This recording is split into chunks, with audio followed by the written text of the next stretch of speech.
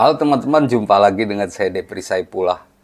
Sebelumnya saya ingin mengucapkan minal aidin wal faidin, mohon maaf lahir dan batin di suasana lebaran ini ya.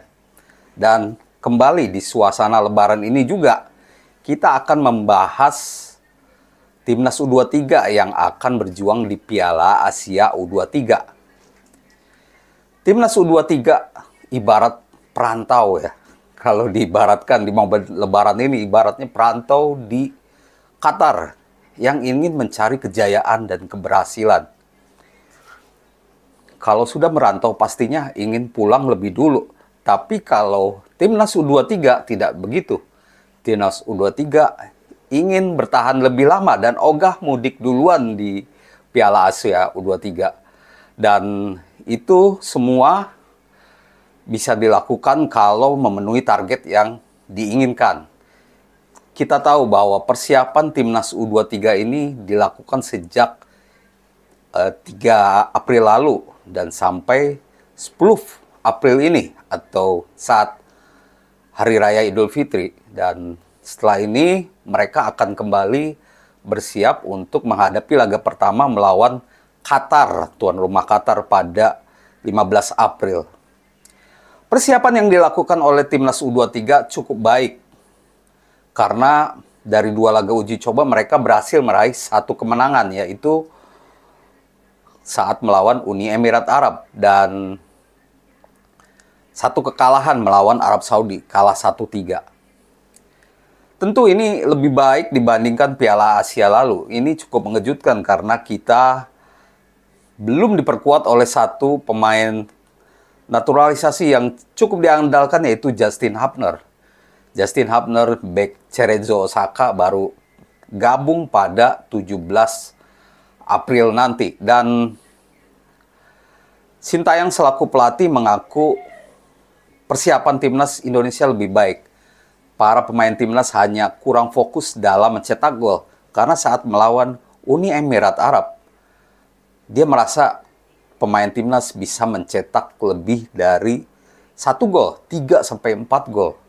Luar biasa. Sebenarnya ini juga di luar perkiraan saya. Uni Emirat Arab itu tim yang cukup kuat ya di Asia gitu. Jadi ya mungkin di level juniornya belum seberapa sehingga bisa dikalahkan oleh timnas Indonesia. Nah, karena kita ogah mudik duluan, kita harus lolos 8 besar. Itu artinya kita minimal harus berada di posisi 2. Syarat untuk menempati posisi 2 itu tentu harus menang minimal 2 kali. Atau kalau 1 kali dan 1 imbang, itu juga bisa. Tapi tergantung tim lain. Perhitungannya seperti ini. Kalau saya melihat bahwa di grup A, Timnas U23 akan menghadapi tantangan paling besar menghadapi Australia. Mengapa begitu? Karena 4 tahun lalu mereka adalah semifinalis. Mereka adalah berhasil meraih peringkat 3 di Piala Asia U23 2020. Dan pemain-pemain mereka juga cukup bagus. Dan Australia juga tidak terkalahkan ya. Australia U23 tidak terkalahkan di 8 laga terakhir mereka. Baik uji coba ataupun pertandingan lain. Seperti kejuaraan di Asia Barat U23, WAFF. Dan ini menjadi pertanda bahwa mereka paling kuat di grup A menurut saya. Maka itu saya berharap Timnas U23 atau saya memprediksi Timnas U23 harus menang lawan Qatar dan Yordania dengan koleksi 6 poin. Lalu kita kalah dari Australia, itu bisa menjaga peluang kita lolos ke 8 besar. Tentunya ini dengan harapan rival lain Qatar dan Yordania tidak meraih kemenangan maksimal. Skenario kedua, kalau Timnas U23 misalkan kalah dari Australia, menang lawan Qatar, dan imbang lawan Yordania, ini juga bisa dengan 4 poin, ini juga bisa membawa kita ke 8 besar. ini dengan syarat kalau Yordania yang menurut saya menjadi tim kuda hitam kedua di grup A hanya meraih satu kemenangan lawan Kuwait, kalah dari Indonesia dan kalah dari Australia. Itu kira-kira skema timnas Indonesia bisa lolos 8 besar. Kalau di luar skema itu, saya pikir mustahil. Jadi minimal 2 kemenangan atau 1 kemenangan plus imbang, tapi negara lain hanya meraih 3 poin. Dalam hal ini Yordania.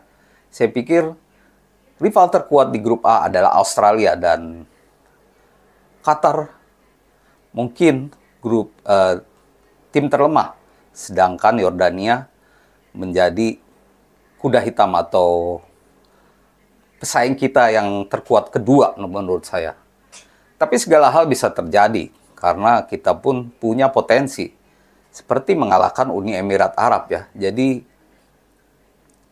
skenario itu bisa saja berubah. Bisa saja imbangnya lawan Australia, terus kalah dari Yordania dan menang lawan Qatar. Nah, menang lawan Qatar akan menjadi kunci karena ini akan menambah spirit timnas Indonesia. Selain itu, laga melawan Qatar di pembukaan ini akan membuka jalan ke fase berikutnya karena 2 laga berikutnya melawan Australia dan Yordania akan sulit dan itu timnas U23 tidak akan mudah melewati 2 laga itu dengan kemenangan.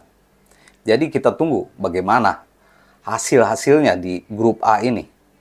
Di luar itu Sintayong sudah mengambil keputusan ada 23 pemain yang dibawanya atau dipilihnya untuk skuad akhir timnas U23. Ada 6 pemain yang dicoret oleh Sintayong, yaitu Elangga Setio, kiper, Bagas Kava, Rifki Dwi Septian, lalu Haikal Al-Hafiz, Nathan Chuaon, dan juga Alfrenda Dewangga. Cukup mengejutkan saat Sintayong memutuskan untuk mencoret Bagas Kava. Bagas Kava salah satu pemain pengalaman. Salah satu pemain yang bisa diandalkan menurut saya, Haikal Al-Hafiz. 2 pemain di posisi fullback. Haikal di kiri, Bagas di kanan. Tapi semua ini jadi keputusan Sintayong. Dan pemain-pemain ini, 4 pemain ya utamanya, karena Nathan dan Dewangga memang sudah tidak gabung. 4 pemain ini masih bisa bertahan masih berada di Qatar. Karena sampai 6 jam sebelum pertandingan pertama dilakukan, skuad timnas Indonesia bisa berubah. Nah, dengan skuad yang ada ini, saya jadi melihat bahwa Sintayong berani mengandalkan fullback yang lebih muda. Dalam hal ini Donitri di kiri dan juga Zaki Ashraf. Kedua pemain ini saya yakini akan menjadi fullback pelapis ya. Dan tanpa Justin di laga pertama melawan Qatar, saya memprediksi bahwa karena timnas Indonesia akan berusaha untuk menang, timnas akan mencoba untuk formasi 3-4-3. Seperti ini formasinya. Penampakan seperti ini, ada Hernando Ari di kiper. Trio back ada Rizky Ridho, Komang Teguh, dan Muhammad Ferrari.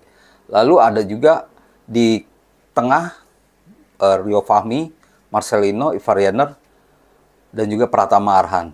Di depan ada Witan, Sananta, dan Rafael Struik. Kalau ini tidak dipakai, ada 4-4-2. 2 fullback mundur belakang. Rio Fahmi akan berada di bek kanan. Dan Pratama Arhan mundur ke belakang.